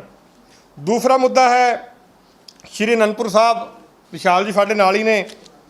ਮੈਂ ਇੱਕ ਤੁਹਾਨੂੰ ਨੋਟਿਸ ਦਿਖਾਊਂਗਾ, ਤੁਸੀਂ ਦੇਖ ਕੇ ਹੈਰਾਨ ਰਹਿ ਜਾਓਗੇ ਕਿ ਪੰਚਾਇਤ ਡਿਪਾਰਟਮੈਂਟ ਦਾ ਹਾਲ ਕੀ ਹੈ ਅਤੇ ਪੰਚਾਇਤ ਮੰਤਰੀ ਆਪਣੇ ਆਕਾ ਅਰਵਿੰਦ ਕੇਜਰੀਵਾਲ ਨੂੰ ਖੁਸ਼ ਕਰਨ ਵਾਸਤੇ ਗਰੀਬ ਕਿਸਾਨਾਂ ਅਤੇ ਗਰੀਬ ਲੋਕਾਂ ਦੀ ਕਿਵੇਂ, ਜਿਹਨੂੰ ਕਹਿੰਦੇ ਆ ਲਾਪਾ ਕਰ ਰਿਹਾ ਅਤੇ ਕਿਵੇਂ ਉਹਨਾਂ ਨੂੰ ਜਲੀਲ ਕਰ ਰਿਹਾ ਹੈ। ਪਹਿਲਾਂ ਤਾਂ ਇਹ ਜਿਹੜਾ ਪਹਿਲਾਂ ਭਿੱਖੀ ਪਿੰਡ ਦੱਸਿਆ ਸੀਗਾ ਉਹਦਾ ਡਾਕੂਮੈਂਟ ਹੈ 31/5/1977 ਤੋਂ ਕਾਬਜ਼ ਨੇ ਉਹ। ਹੁਣ ਆ ਜਾਓ ਸ਼੍ਰੀ ਅਨੰਦਪੁਰ ਸਾਹਿਬ ਦਾ ਨੋਟਿਸ। ਇਹ ਨੋਟਿਸ ਆਇਆ ਜੀ ਕਿਸਾਨ ਨੂੰ 2.5 ਕਿੱਲੇ ਵਾਲੇ ਨੂੰ। ਜੇ ਤੁਸੀਂ ਨੋਟਿਸ ਦੀ ਲੈਂਗੁਏਜ ਪੜ੍ਹ ਲਓਗੇ ਤੁਹਾਨੂੰ ਇਹ ਲੱਗੂਗਾ ਕਿ ਇਹ ਅਨਪੜ੍ਹਾਂ ਦੀ ਸਰਕਾਰ ਹੈ, ਇਹ ਗੁੰਡਿਆਂ ਦੀ ਸਰਕਾਰ ਹੈ। ਇਹ ਸਰਕਾਰ ਜਿਹੜੀ ਹੈ ਇਹ ਪੰਜਾਬ ਦੇ ਹਿੱਤ ਨਹੀਂ, ਦਿੱਲੀ ਦੇ ਹਿੱਤ ਪੂਰਨ ਵਾਲੀ ਸਰਕਾਰ ਹੈ ਅਤੇ ਪੰਜਾਬ ਅਤੇ ਪੰਜਾਬੀਆਂ ਨੂੰ ਸਮੇਂ ਸਿਰ ਜਲੀਲ ਕਰਨ ਵਾਲੀ ਸਰਕਾਰ ਹੈ। ਲੱਗਦਾ ਕੇਜਰੀਵਾਲ ਸਾਹਿਬ ਇਨਾਮ ਦਿੰਦੇ ਹੋਣਗੇ ਜਿਹੜਾ ਸਭ ਤੋਂ ਵੱਧ ਪੰਜਾਬੀਆਂ ਨੂੰ ਭੰਡਦਾ ਹੋਏਗਾ ਜਾਂ ਪੰਜਾਬੀਆਂ ਨੂੰ ਜਲੀਲ ਕਰਦਾ ਹੋਊਗਾ। ਇਹਦੀ ਇੱਕ ਲਾਈਨ ਮੈਂ ਤੁਹਾਨੂੰ ਪੜ੍ਹ ਕੇ ਸੁਣਾਊਂਗਾ, ਤੁਸੀਂ ਆਪ ਪੰਜਾਬ ਵਾਲੇ ਵੀ ਸਮਝੋਗੇ ਔਰ ਮੀਡੀਆ ਵੀ ਸਮਝੇਗਾ। ਇਹ 'ਚ ਇੱਕ ਲਾਈਨ ਲਿਖੀ ਹੈ, ਪੰਜਾਬ ਸਰਕਾਰ ਦੀਆਂ ਹਦਾਇਤਾਂ ਅਨੁਸਾਰ ਪੁਰਾਣਾ ਖਰਚਾ ਤੇ ਨਵਾਂ ਪਰਚਾ ਤਹਿਤ ਕਾਰਵਾਈ ਆਰੰਭੀ ਜਾਵੇਗੀ। ਕੀ ਇਹ ਸਰਕਾਰੀ ਡਿਪਾਰਟਮੈਂਟ ਦੀ ਲੈਂਗੁਏਜ ਹੋਣੀ ਚਾਹੀਦੀ ਹੈ? ਕੀ ਇਹ ਕਾਨੂੰਨੀ ਲੈਂਗੁਏਜ ਹੋਣੀ ਚਾਹੀਦੀ ਹੈ ਕਿ ਤੁਸੀਂ ਸ਼ਰੇਆਮ 2.5 ਕਿੱਲੇ 1.5 ਕਿੱਲੇ 2-2 ਕਿੱਲੇ ਵਾਲੇ ਕਿਸਾਨਾਂ ਨੂੰ ਧਮਕਾਓ, ਧਮਕੀਆਂ ਦਿਓ ਕਿ ਅਸੀਂ ਪਰਚੇ ਵੀ ਕਰਾਂਗੇ ਤੁਹਾਡੇ ਤੇ, ਖਰਚਾ ਵੀ ਲਵਾਂਗੇ। ਹੁਣ ਵਿਧਾਨ ਸਭਾ 'ਚ ਖੜਾ ਹੋ ਕੇ ਪੰਚਾਇਤ ਮੰਤਰੀ ਕਿਸ ਜੁਰਤ ਨਾਲ ਝੂਠ ਬੋਲ ਰਿਹਾ ਹੈ ਕਿ ਅਸੀਂ ਕਿਸੇ ਗਰੀਬ ਕਿਸਾਨ ਨਾਲ ਧੱਕਾ ਨਹੀਂ ਕਰ ਰਹੇ। ਇਹਦਾ ਜਵਾਬ ਪੰਚਾਇਤ ਮੰਤਰੀ ਨੂੰ ਦੇਣਾ ਚਾਹੀਦਾ ਹੈ। ਜਾਂ ਮੈਂ ਕਹੂੰਗਾ ਕੇਜਰੀਵਾਲ ਹੁਣ ਤੱਕ ਪੰਚਾਇਤ ਮੰਤਰੀ ਤੇ ਕਾਰਵਾਈ ਤਾਂ ਨਹੀਂ ਕਰ ਰਿਹਾ ਕਿਉਂਕਿ ਕੇਜਰੀਵਾਲ ਦਾ ਕਮਾਊ ਪੁੱਤ ਬਣ ਕੇ ਪੰਜਾਬ ਦੀ ਲੁੱਟ ਔਰ ਪੰਜਾਬੀਆਂ ਦੀ ਕੁੱਟ ਜਿਹੜੀ ਹੈ ਪੰਚਾਇਤ ਮੰਤਰੀ ਕਰਨ ਲੱਗਿਆ ਹੋਇਆ ਹੈ। ਹੁਣ ਅੱਗੇ ਫਿਰ ਆਪਾਂ ਗੱਲ ਕਰ ਲਈਏ ਨੰਬਰ 7 ਤੇ, ਪੰਜਾਬ ਨੂੰ ਬਾਰ-ਬਾਰ ਭੰਡਣ ਵਾਸਤੇ ਤੇ ਪੰਜਾਬੀਆਂ ਨੂੰ ਬੇਇੱਜ਼ਤ ਕਰਨ ਵਾਸਤੇ ਜਿਵੇਂ ਸਾਰਾ ਪੰਜਾਬ ਦਾ ਆਮ ਆਦਮੀ ਪਾਰਟੀ ਦੇ MLA ਲੱਗੇ ਹੋਏ ਨੇ। ਵਿਧਾਨ ਸਭਾ 'ਚ ਬੜੇ ਸ਼ਰਮ ਦੀ ਗੱਲ ਹੈ ਕਿ ਪੰਜਾਬ ਦੇ ਮੁੱਖ ਮੰਤਰੀ ਨੇ ਵੀ ਦਿੱਲੀ ਦਾ ਪੱਖ ਪੂਰਿਆ, ਪੰਜਾਬ ਦੇ ਖਿਲਾਫ ਗਿਆ, ਪੰਜਾਬ ਦੀ ਐਜੂਕੇਸ਼ਨ ਪਾਲਿਸੀ ਦੇ ਖਿਲਾਫ ਗਿਆ। ਖੜੇ ਹੋ ਕੇ ਪੰਜਾਬ ਦੇ ਇਤਿਹਾਸ 'ਚ ਪਹਿਲਾ ਮੁੱਖ ਮੰਤਰੀ ਹੋਊਗਾ ਜਿਹਨੇ ਕਿਹਾ ਜੀ ਪੰਜਾਬ ਜਿਹੜਾ ਨੰਬਰ 1 ਤੇ ਆਇਆ ਉਹ ਤਾਂ ਇੱਕ ਮੈਨੂਪੂਲੇਸ਼ਨ ਸੀਗੀ, ਮਾਡਲ ਤਾਂ ਦਿੱਲੀ ਵਾਲਾ ਹੀ ਵਧੀਆ ਹੈ। ਲੱਖ ਲਾਹਨਤ ਐਸੇ ਮੁੱਖ ਮੰਤਰੀਆਂ ਤੇ ਮੈਂ ਓਪਨਲੀ ਕਹਿੰਦਾ, ਕੋਈ ਜਿੰਨਾ ਮਰਜ਼ੀ ਕੋਈ ਬੁਰਾ ਮਨਾਵੇ, ਜੋ ਮਰਜ਼ੀ ਕਰੇ। ਮੈਂ ਹੁਣ ਤੁਹਾਨੂੰ ਦਿੱਲੀ ਮਾਡਲ ਦੱਸਣਾ ਚਾਹੁੰਦਾ ਔਰ ਮੁੱਖ ਮੰਤਰੀ ਸਾਹਿਬ ਨੂੰ ਵੀ ਦਿਖਾਉਣਾ ਚਾਹੁੰਦਾ ਵੀ ਜਿਹੜੇ ਦਿੱਲੀ ਮਾਡਲ ਦਾ ਪੱਖਪੂਰ ਤੁਸੀਂ ਪੰਜਾਬੀਆਂ ਨੂੰ ਰੋਜ਼ ਜਲੀਲ ਕਰਦੇ ਹੋ, ਪੰਜਾਬੀਆਂ ਨੂੰ ਰੋਜ਼ ਤੁਸੀਂ ਦੁਦਕਾਰਦੇ ਹੋ, ਉਹ ਦਿੱਲੀ ਦਾ ਮਾਡਲ ਕੀ ਹੈ, ਉਹਦਾ ਜਵਾਬ ਮੁੱਖ ਮੰਤਰੀ ਸਾਹਿਬ ਜ਼ਰੂਰ ਦੇਣ। ਜਿਹੜਾ 4 ਲੱਖ ਦਾ ਮੁੱਖ ਮੰਤਰੀ ਸਾਹਿਬ ਨੇ ਵਿਧਾਨ ਸਭਾ 'ਚ ਕਿਹਾ ਸੀਗਾ ਵੀ ਦਿੱਲੀ ਦੇ ਸਕੂਲਾਂ 'ਚ 4 ਲੱਖ ਬੱਚੇ ਜਿਹੜੇ ਹੈਗੇ ਆ ਪ੍ਰਾਈਵੇਟ ਸਕੂਲਾਂ 'ਚੋਂ ਭਰਤੀ ਹੋ ਗਏ ਆ, ਉਹਦਾ ਮੈਂ ਇੱਕ ਕਲੈਰੀਫਿਕੇਸ਼ਨ ਫੈਕਟ ਦੇ ਹਿਸਾਬ ਨਾਲ, ਤੱਥਾਂ ਦੇ ਹਿਸਾਬ ਨਾਲ ਦਊਂਗਾ। ਇੱਕ ਪੜ੍ਹੇ ਲਿਖੇ ਇਨਸਾਨ ਦੀ ਤਰ੍ਹਾਂ, ਭਗਵੰਤ ਮਾਨ ਦੀ ਤਰ੍ਹਾਂ ਨਹੀਂ ਕਿ ਉਹ ਕੁਝ ਵੀ ਸ਼ਾਮ ਨੂੰ ਬੋਲ ਜਾਂਦਾ ਹੈ ਚੁਟਕਲੇ ਦੇ ਲਹਿਜੇ 'ਚ, ਪਰ ਆਪਣਾ ਡਾਟਾ, ਆਪਣੇ facts and figure as a ਮੁੱਖ ਮੰਤਰੀ ਹੋਣ ਦੇ ਨਾਤੇ ਚੈੱਕ ਨਹੀਂ ਕਰਦਾ। ਪੰਜਾਬ ਨੂੰ ਭੰਡਣ 'ਚ ਹਮੇਸ਼ਾ ਮੋਹਰੀ ਰਹਿੰਦਾ ਹੈ। ਮੁੱਖ ਮੰਤਰੀ ਸਾਹਿਬ ਇਹ ਜ਼ਰੂਰ ਦੇਖ ਲੈਣ, ਇਹ ਜਾਣ ਦਿੱਲੀ ਸਰਕਾਰ ਦੀ ਐਜੂਕੇਸ਼ਨ ਵੈਬਸਾਈਟ 'ਤੇ ਜਾਣ ਮੁੱਖ ਮੰਤਰੀ ਸਾਹਿਬ, ਪੰਜਾਬ ਨੂੰ ਭੰਡਣ ਤੋਂ ਪਹਿਲਾਂ, ਪੰਜਾਬ ਦੇ ਅਧਿਆਪਕਾਂ ਤੇ ਬੱਚਿਆਂ ਨੂੰ ਜਲੀਲ ਕਰਨ ਤੋਂ ਪਹਿਲਾਂ ਦਿੱਲੀ ਦੀ ਸਾਈਟ 'ਤੇ ਜਾਣ। 2015 ਤੋਂ ਬਾਅਦ ਦਿੱਲੀ ਦਾ 10ਵੀਂ ਦਾ ਰਿਜ਼ਲਟ ਜਿਹੜਾ ਸੀਗਾ ਉਹ ਥੱਲੇ ਜਾ ਰਿਹਾ, ਉੱਪਰ ਨਹੀਂ ਚੜ੍ਹ ਰਿਹਾ। ਕਦੀ 99% ਦਿੱਲੀ ਦਾ ਰਿਜ਼ਲਟ ਹੋਣ ਵਾਲਾ 65% ਤੋਂ ਲੈ ਕੇ 82% ਤੱਕ ਵੀ ਰਿਹਾ। ਤੇ ਇਹ ਮੁੱਖ ਮੰਤਰੀ ਸਾਹਿਬ ਜ਼ਰੂਰ ਦੇਖ ਲੈਣ ਤੇ ਫਿਰ ਪੰਜਾਬ ਨੂੰ ਭੰਡਣ। ਇਹ ਹੈ ਭਗਵੰਤ ਮਾਨ ਦਾ ਦਿੱਲੀ ਮਾਡਲ। ਹੁਣ ਆ ਜਾਓ 4 ਲੱਖ ਬੱਚੇ, ਜਿਹੜੀ ਕਿਹਾ ਸੀਗਾ ਜੀ 4 ਲੱਖ ਬੱਚੇ ਜਿਹੜੇ ਉਹ ਦਿੱਲੀ ਦੇ ਪ੍ਰਾਈਵੇਟ ਸਕੂਲਾਂ 'ਚ ਸਰਕਾਰੀ ਸਕੂਲਾਂ 'ਚ ਭਰਤੀ ਹੋ ਗਏ।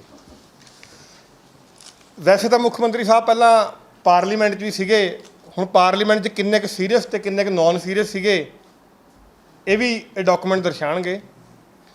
ਪਾਰਲੀਮੈਂਟ ਦੇ ਵਿੱਚ ਰੱਖਿਆ ਗਿਆ ਐਜੂਕੇਸ਼ਨ ਡਿਪਾਰਟਮੈਂਟ ਵੱਲੋਂ ਕਿ ਕਰੋਨਾ ਦੇ ਟਾਈਮ ਤੇ 40 ਲੱਖ ਬੱਚਾ ਆਲ ਓਵਰ ਇੰਡੀਆ ਪ੍ਰਾਈਵੇਟ ਸਕੂਲਾਂ ਤੋਂ ਲੈ ਕੇ ਸਰਕਾਰੀ ਸਕੂਲਾਂ 'ਚ ਸ਼ਿਫਟ ਹੋਇਆ। ਬਿਕੋਜ਼ ਆਫ ਆਨਲਾਈਨ ਕਲਾਸਿਸ, ਨੌਕਰੀਆਂ ਚਲੇ ਗਈਆਂ, ਰੋਜ਼ਗਾਰ ਦੇ ਸਾਧਨ ਨਹੀਂ ਰਹੇ, ਤੇ ਉਹ ਕਾਰਨ ਸੀਗਾ। ਹੁਣ ਦਿੱਲੀ ਦਾ 4 ਲੱਖ ਜਿਹੜਾ ਫਿਗਰ, ਬੈਂਗਲੌਰ 'ਚ ਵੀ ਇਹਨਾਂ ਦੇ ਵੱਡੇ ਆਕਾ, ਬੜੇ ਮਾਲਕ ਜਿਹੜੇ ਕੇਜਰੀਵਾਲ ਜੀ ਆ ਮੁੱਖ ਮੰਤਰੀ ਸਾਹਿਬ ਦੇ, ਉਹ ਵੀ ਝੂਠ ਬੋਲਿਆ ਹੈ, ਅਕਸਰ ਝੂਠ ਬੋਲਦੇ ਰਹਿੰਦੇ, ਪੰਜਾਬ 'ਚ ਵੀ ਝੂਠ ਬੋਲਦੇ ਉਹਨਾਂ ਨੇ ਬੜਾ। ਮੈਂ ਜ਼ਿਆਦਾ ਨਹੀਂ, ਕੁਛ ਦਾ ਡਾਟਾ ਦੱਸ ਦਿੰਦਾ ਹੈ। ਗੁਜਰਾਤ ਜਿਸ 'ਚ ਇਲੈਕਸ਼ਨ ਲੜਨ ਜਾ ਰਹੇ ਉੱਥੇ ਵੀ 4 ਲੱਖ ਕਹਿਣਗੇ। ਗੁਜਰਾਤ 'ਚ 2,82,000 ਬੱਚਾ ਜਿਹੜਾ ਡਿਊਰਿੰਗ 2020-21-22 ਜਿਹੜੇ ਸੈਸ਼ਨ ਸੀਗੇ, ਤੇ 2,82,000 ਬੱਚਾ ਪ੍ਰਾਈਵੇਟ ਸਕੂਲਾਂ ਤੋਂ ਸਰਕਾਰੀ ਸਕੂਲਾਂ 'ਚ ਸ਼ਿਫਟ ਹੋਇਆ। ਦਿੱਲੀ ਵਿੱਚ 1,58,000 ਬੱਚਾ ਜਿਹੜਾ 4 ਲੱਖ ਕਹਿੰਦੇ ਨੇ, ਝੂਠ ਬੋਲਦੇ ਨੇ ਪੰਜਾਬ ਨੂੰ ਤੇ ਸਾਰੇ ਇੰਡੀਆ ਨੂੰ। ਤੇਲੰਗਾਨਾ ਜਿਨ੍ਹਾਂ ਨੇ ਮੁੱਖ ਮੰਤਰੀ ਸਾਹਿਬ ਨੂੰ ਇਹ ਜਹਾਜ਼ ਚੜ੍ਹਾ ਕੇ ਚੰਡੀਗੜ੍ਹ ਤੱਕ ਲਿਆਏ ਸੀਗੇ, ਇਹ ਮੈਂ ਤਾਂ ਸਿਰਫ ਉਹੀ ਨਾਮ ਲਿਖੇ ਨੇ ਵੀ ਜਿਹੜੇ ਇਹਨਾਂ ਨਾਲ ਰਿਲੇਟਿਡ ਨੇ, ਸ਼ਾਇਦ ਉਹਨਾਂ ਤੋਂ ਪੁੱਛ ਲੈਣ। ਇਹ 1,25,000 ਬੱਚਾ ਤੇਲੰਗਾਨਾ। ਹੁਣ ਆ ਗਈ ਸਾਡੇ ਪੰਜਾਬ ਦੀ ਗੱਲ। 1,85,000 ਬੱਚਾ ਪੰਜਾਬ 'ਚ ਵੀ ਹੋਇਆ, ਦਿੱਲੀ ਨਾਲੋਂ ਵੱਧ ਪ੍ਰਾਈਵੇਟ ਸਕੂਲਾਂ 'ਚੋਂ ਸਰਕਾਰੀ ਸਕੂਲਾਂ 'ਚ ਸ਼ਿਫਟ ਹੋਇਆ। ਜਿਹੜਾ ਇਹ ਕੋਰਾ ਝੂਠ ਜਿਹੜਾ ਮੁੱਖ ਮੰਤਰੀ ਸਾਹਿਬ ਦਾ, ਇਹ ਮੈਂ ਤੁਹਾਡੇ ਸਾਹਮਣੇ ਜਨਤਕ ਕਰ ਰਿਹਾ ਔਰ ਬੇਨਤੀ ਕਰਦਾ ਤੁਸੀਂ ਬਣੋ ਕੇਜਰੀਵਾਲ ਦੇ ਗੋਲੇ, ਤੁਸੀਂ ਗੁਲਾਮ ਬਣੋ ਕੇਜਰੀਵਾਲ ਦੇ। ਪੰਜਾਬ ਨੇ ਸੰਗਰੂਰ 'ਚ ਸਾਬਿਤ ਕਰਤਾ ਅਸੀਂ ਕਿਸੇ ਦਿੱਲੀ ਵਾਲੇ ਦਾ ਗੁਲਾਮ ਨਹੀਂ ਬਣਨਾ, ਨਾ ਅਸੀਂ ਬਣਦੇ, ਪਰ ਪੰਜਾਬ ਨੂੰ ਭੰਡ ਕੇ ਜੇ ਗੁਲਾਮ ਬਣੋਗੇ ਤਾਂ ਹਾਲਤ ਸੰਗਰੂਰ ਵਾਲੀ ਹੋਊਗੀ। ਇਹ ਜ਼ਰੂਰ ਦੇਖ ਲਿਓ। ਇਹ ਡਾਕੂਮੈਂਟਸ ਦੇ ਪਿੱਛੇ ਹੈਗੇ ਨੇ, ਸਾਰੀ ਰਿਪੋਰਟਸ 4 ਮਿਲੀਅਨ ਸਟੂਡੈਂਟਸ ਵਾਲੀ ਤੇ ਹੋਰ ਜਿਹੜਾ ਡਾਟਾ ਸਾਰਾ ਇਹਦੇ ਵਿੱਚ ਹੈਗਾ। ਇਹ ਹੁਣ ਆ ਜੀ ਆਪਾਂ ਅਗਲਾ ਸਵਾਲ 8 ਨੰਬਰ ਸਵਾਲ ਜਿਹੜਾ ਹੈਗਾ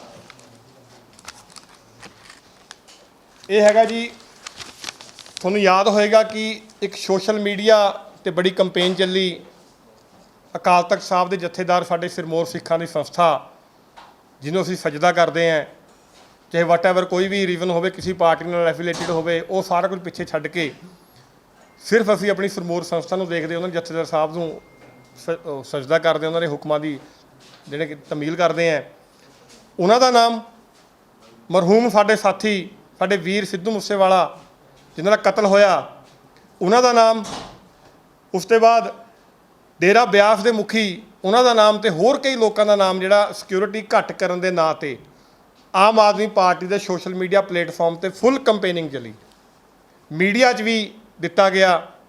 ਕੁਝ ਇਹਨਾਂ ਦੇ ਖਾਸ ਪੱਤਰਕਾਰ ਸਾਥੀ ਉਹਨਾਂ ਨੇ ਵੀ ਆਫੀਸ਼ੀਅਲ ਡਾਕੂਮੈਂਟ ਸਿਕਿਉਰਿਟੀ ਜਿਹੜਾ ਹੈਗਾ, ਜਿਹੜਾ ਆਪਣਾ ਸਿਕਿਉਰਿਟੀ ਸੇਫਟੀ ਐਕਟ ਜਿਹੜਾ ਹੈਗਾ, ਉਹਦੀ ਉਲੰਘਣਾ ਕਰਦੇ ਹੋਏ ਜਿਹੜਾ IP ਇੰਟੈਲੀਜੈਂਸ ਦੇ ਕੋਲ ਡਾਕੂਮੈਂਟ ਹੋਣੇ ਚਾਹੀਦੇ ਨੇ, ਉਹ ਡਾਕੂਮੈਂਟ ਜਨਤਕ ਕੀਤੇ ਗਏ।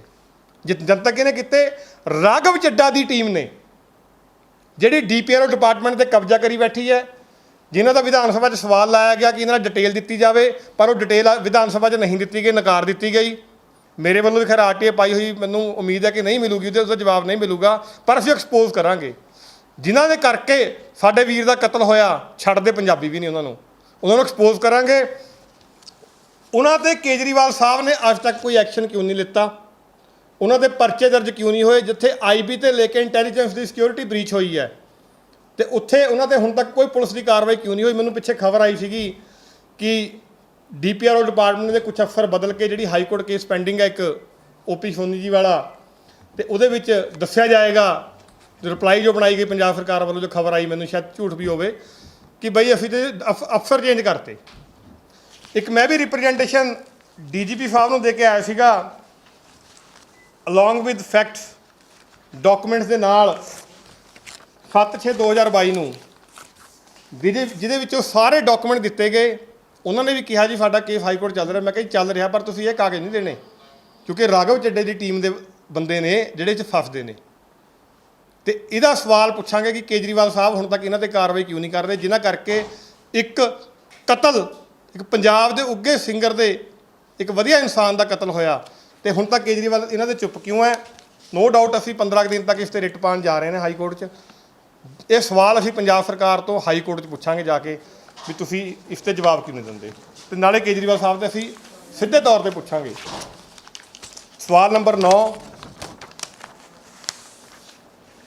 ਆਪ MLA ਕੁਮਰ ਵਿਜੇ ਪ੍ਰਤਾਪ ਵੱਲੋਂ ਤੇ ਸਰਦਾਰ ਸੁਖਪਾਲ ਸਿੰਘ ਖਹਿਰਾ ਜੀ ਵੱਲੋਂ ਇੱਕ ਕਾਲ ਅਟੈਂਸ਼ਨ ਮੋਸ਼ਨ ਫਾਈਲ ਕੀਤੇ ਗਏ ਸੀਗੇ।